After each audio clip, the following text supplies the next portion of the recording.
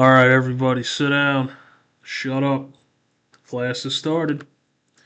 This is the Cliff Notes version as to how to rob an estate, based on the methods deployed by former Middlesex County, New Jersey homicide detective and private investigator Mark Clements against the estate of his so-called friend, my uncle, Norman Cullen, Jr., the former deputy chief of the Somerset County, New Jersey prosecutor's office. You heard that correctly. If you want to rob an estate, it's best to befriend someone who has similar values to you, or lack thereof. In this case, both Clements and Cullen were detective henchmen for the notoriously corrupt Nick Bissell administration in Somerset County, New Jersey, which was the most corrupt prosecutor's office in modern American history. Literally. Bissell is loosely portrayed as Boris MacGyver in ABC's For Life, which was produced by 50 Cent. We will do a deep dive into Bissell's reign of terror in Somerset County in the near future. Under Bissell, Clements and Cullen learned how to extort citizens and take possession of their assets, especially those with drug possession, and basically do whatever they wanted without repercussion because of their position as the law. Once you have a friend with corrupted moral values, see if there's any way if you can isolate this friend from their friends and family. It helps if this person is already bipolar and a loner by nature, and if this person tells different people different stories about their life like they're some sort of double agent like my uncle did. When this friend gets sick and is dying, take possession of their cell phone so they can't contact any other friends or family. Cullen last spoke with his family 2 weeks before his death, and the text messages magically showed up as read receipts over a month after he passed away. If your friend has entrusted you with their life in their dying days because he doesn't want his family to see him weak and dying, you can basically do whatever you want at this point, especially if they're withering away from cancer. You can draw up a fraudulent will where you are the executor, and you can have the entire estate of your friend bequeathed to a spouse or other relative of yours like Mark Clements did, making his wife, known in Norman's fraudulent will as my dear friend Michelle, the sole beneficiary.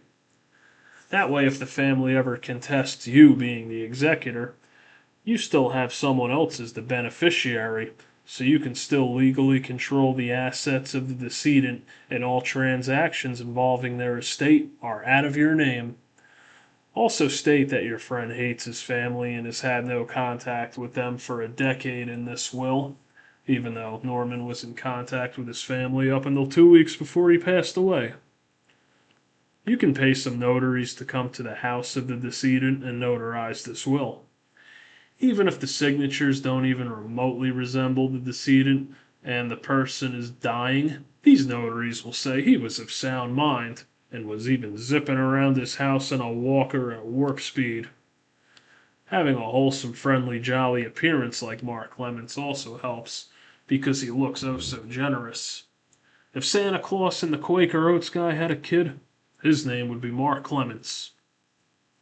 As caretaker of this dying friend, you can basically feed them any sort of pills and tell them they are pain medication. For all we know, this caretaker night nurse Mark Clements was feeding Norman sildenafil, an erectile dysfunction pill which was frequently coming to his house, which is not to be taken if you have a heart condition, as Norman had a heart blockage and told his sister 2 weeks before he passed that they had to stop chemotherapy due to the heart blockage. It also helps if you live in a corrupt and careless, can't be bothered to do our jobs properly state like New Jersey. In this case, no one will bother to search for a next of kin when you tell them that the decedent had no family, to include the police, funeral home, cemetery, and medical examiner's office. If you were an ex-cop like Clements, your word is apparently gospel to them. The gospel according to Mark. You can show them a telehealth report saying, here's medication that the decedent was taking.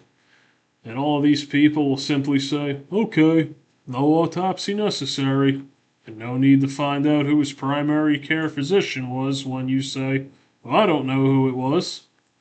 The medical examiner will send some doofus representative of theirs to the funeral home with a camera to photograph the body, and they'll release the body to you so you can proceed to cremation or burial. If the family gets a hold of the medical examiner's office in the future and tells them they put the wrong cause of death down because Norman couldn't have died from complications of chemotherapy because chemotherapy was stopped 2 weeks before he passed away, they will offer to change the cause of death on the death certificate. Because apparently you can just change causes of death without an autopsy in a dump like New Jersey. Make sure to include on your dead friend's will that you are the funerary agent so you can have them cremated. Mark Clements forgot to do this when the funeral home director told him he is not listed as the funerary agent in the will, and only next of kin, which would be Norman's sister, my mother, could sign off on cremation. So after telling them that he has no way of contacting her and doesn't even know her name, even though he put her name on the fraudulent will with an address for another person of the same name, and he's a former homicide detective and private investigator with access to skip track and trace programs, he has no way of finding her number that appears 4 times on the first page of a Google search result. Also, that number should have been in Norman's phone that he took possession of. But anyway, Mark Clements therefore had to switch up his plan and tell the funeral home to bury him as a ward of the state, which put Norman in a mass grave with 3 to 5 other people buried about 20 feet deep. He chose the cheapest burial option for $800, which gives you an unvaulted casket, so that the decedent's body will rapidly rot when rigor mortis sets in within a month or 2. No way they'll be exhuming him or performing an autopsy with that. Now make sure no one finds out the person whose estate you robbed is dead for at least 1 month. Next of kin has the opportunity to file a caveat in the surrogate court within 30 days of the decedent's passing, and the case then goes in front of a judge to hear their arguments against the executor and anything that they find suspicious about the will. However, if no caveat is filed, the family then has to spend likely up to $50,000 in legal fees, as Norman's family was told by several law firms, to contest the will in surrogate court. Once you file the will with the probate office, which Mark Clements did, because after 30 days, that will then goes to surrogate court to be contested, and you can file that will 10 days after the decedent has passed. And again, if you're ex-law enforcement, just tell the probate office the decedent had no family, and they won't flag the will as suspicious when the decedent's estate is given to a non-family member. After 30 days when the will is filed with probate, you can then tell a mutual acquaintance that your friend has passed away, which Mark Clements told them at the 30-day mark when another friend and colleague of theirs reached out to him to tell him about another friend and colleague of theirs who passed away from their days in Somerset County. Not having an obituary and write-up in the local press or anything on social media is very beneficial to your fraud. Make sure you drain the bank account and max out the credit cards as soon as possible. File all policies and cash out all stocks, and possess all assets of the decedent immediately, and do your best to make sure you funnel the money in various directions. Remodel the house of the decedent like Mark Clements paid contractors to do with proceeds from his dead friend's estate, because you got it for free, and you can sell it at a much higher value than you would selling the home in as-is condition. You likely won't be able to claim any life insurance policies that are in your friend's sister's name, but it can't hurt to try. Mark unsuccessfully attempted to try to claim 2 of Norman's life insurance policies he left in his sister's name. Norman also left 2 other policies that right now can't be touched because they're in my mother's name, and unfortunately that would go to the estate of Norman, possessed by Mark Clements. Try to move out of state and lay low as much as possible, and don't respond to any calls or messages from anyone regarding your so-called friend's death like Mark Clements did. If you're experienced like him, you already use a fake address like he uses in Pennsylvania to avoid paying income tax on his New Jersey police pension. If the New Jersey Pension Board is contacted about this fraud, they will do nothing about it. If you are friendly with someone with some pull in the local police department where your friend passed away, like Mark has with the Ewing, New Jersey Police Department, even better. A pork roll platoon like them will cover for you any way they can and stifle the decedent's family every time they try to take action against you, just like the Ewing Police Department did against Norman's family to maintain the blue wall of silence for their fellow Bacon Brigade comrade Mark Clements. This police department will tell the family they can't receive any public record reports of their relative's death because they aren't the executor of the will. They will tell them to file an Oprah request to obtain them, and they still won't send the reports. They will tell you to go to civil court to file a criminal complaint against the executor for fraud because they can't tell if the case is criminal or civil, and then the civil court will tell them they can't tell if the case is criminal or civil, and to go get a lawyer for $50,000 to contest this.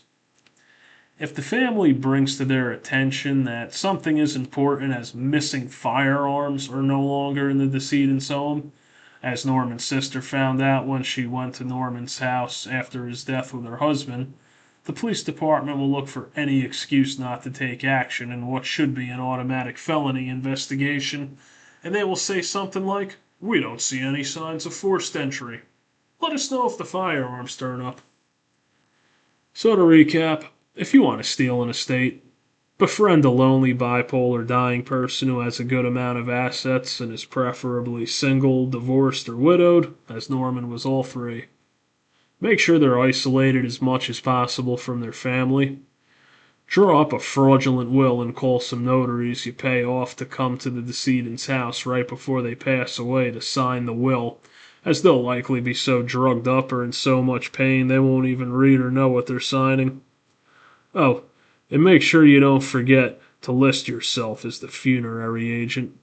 It makes pushing for cremation much easier with the funeral home. Take control of your friend's cell phone in case their family wants to reach them, or if they want to reach their family. You can tell them whatever pills you give them are for their pain.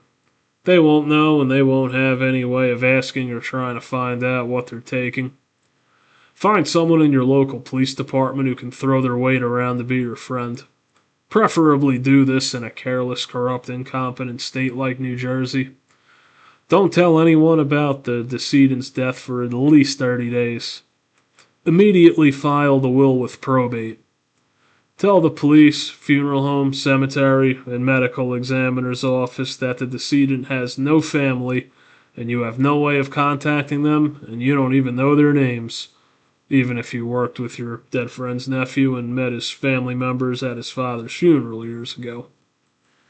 Try to find someone with the same name as your dead friend's next of kin who lives at a different address and send a certified mail to them that their relative is passed with a copy of the will and death certificate so you can say you made a reasonable effort as executor to contact the family. And remember, there's no statute in the state of New Jersey for mandatory penalties if you lie to a funeral home or cemetery in part of your attempt to rob an estate. So you're free to lie away to them without risk of felony or misdemeanor charges. Any questions as to how to rob an estate? Please contact Mark Clements, currently of Norfolk, Virginia, and I'm sure he can assist you in committing estate fraud and theft. Until next time, not even the bell can save you when you're in class with Professor Tone.